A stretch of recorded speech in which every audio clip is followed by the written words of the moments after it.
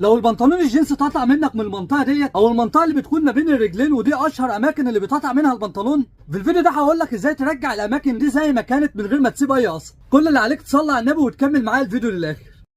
اول حاجه بنعملها بنجيب مقص وبنشيل اي زياده طالعه من القطع وبنحاول ان احنا نسويه. بعد كده بنجيب ابره وخيط، وركزوا معايا قوي في الطريقه ديت.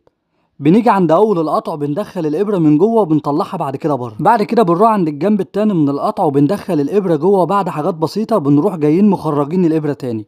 بعد كده بنروح تاني هناك من عند القطع من جوه برضو وبندخل الابره من جوه وبنطلعها من بره. وبنفضل نكرر الموضوع ده لحد نهايه القطع. واهم حاجه ناخد بالنا منها ان تبقى المسافه ما بين الغرز مش كبيره، تبقى المسافه صغيره. بعد كده هنكمل الخياطه لاخر القطع خالص بنفس الطريقه اللي احنا ماشيين بيها. واخر حاجه هنعملها هنمسك طرف الخيط من الجنب وهنشد الجنب التاني، وبالشكل ده مش هتلاقوا اي اثر للخياطه. واهم حاجه ما تنسوش تعملوا غرزه الامان بالشكل ده عشان ما تفكش تاني. ما تنسونيش بدعوه حلوه وتعملوا لايك وشير عشان غيركم يستفاد.